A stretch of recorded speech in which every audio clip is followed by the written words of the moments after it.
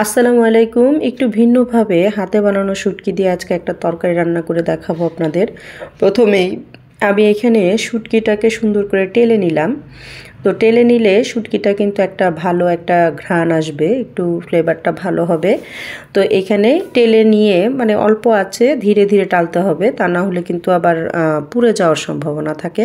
তো আমি এখানে মাখিয়ে ঝুঁকিয়ে একদম তরকারিটা রান্না করব। পেঁয়াজ কুচি নিলাম, তারপরে কাঁচামরিচ নিলাম, কাঁচামরিচ বেশি পরিমাণ নিয়েছি, কাঁচামরিচের ঝালটাই আসলে মুখ্য থাকবে। তারপর এখানে আমি রসুন বাটা নিয়েছি, এখানে আধা বাটা করে আমি রসুনটা দিয়েছি, হলুদের গুঁড়া, মরিচের গুঁড়া, একটু ধনিয়ার গুঁড়া, লবণ, এগুলো একসাথে দিয়ে দিলাম। এখন এই শুটকিটাকে আবার আমি একটু করে নিয়েছি, ধুয়ে নিয়েছি, কারণ রোদ্রে শুকানোর সময় অনেক সময় ধুলাবালি থাকে, এর জন্য ভেজে আবার একটু একটু ধুয়ে নিয়েছি। তারপরে এখানে আমি সিম দিচ্ছি আলু। তো নতুন আলু দিয়ে কিন্তু আসলে শুটকির তরকারি খুবই ভালো লাগে। আমি সব মশলা একসাথে এগুলো দিয়ে একটু নেড়ে চেড়ে নিচ্ছি, মশলাটা যাতে গায়ে লেগে যায় সবগুলো তরকারির। তারপরে আমি এখানে দিয়ে দিলাম লাউ পাতা। এখানে আমি শুধুমাত্র পাতাগুলো ইউজ করেছি, কারণ আমার এক স্টুডেন্টের মাধ্যমে ওর নিজের হাতে লাগানো গাছ, সেখান থেকে আমাকে বেশ কিছু পাতা দিয়েছিল।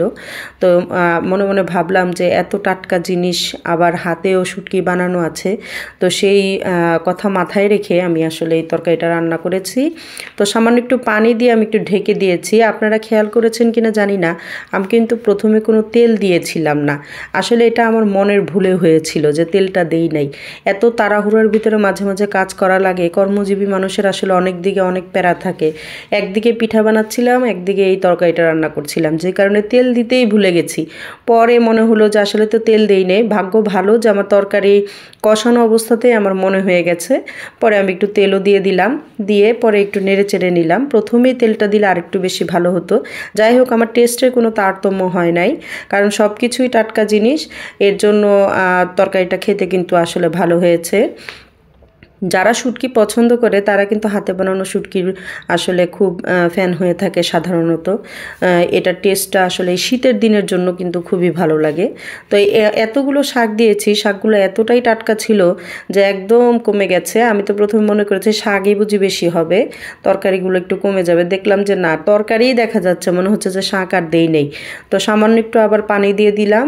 প্রথমে তো একটু পানি দিয়েছিলাম, তার কারণ হচ্ছে যদি আবার তলে লেগে যায় তাহলে ঝামেলা, এর জন্য সামান্য পানি দিয়ে মাখিয়ে ঝুঁকিয়ে একদম বসিয়ে দিয়েছিলাম। ওদিকে আবার আমি পিঠার কাজ করেছি।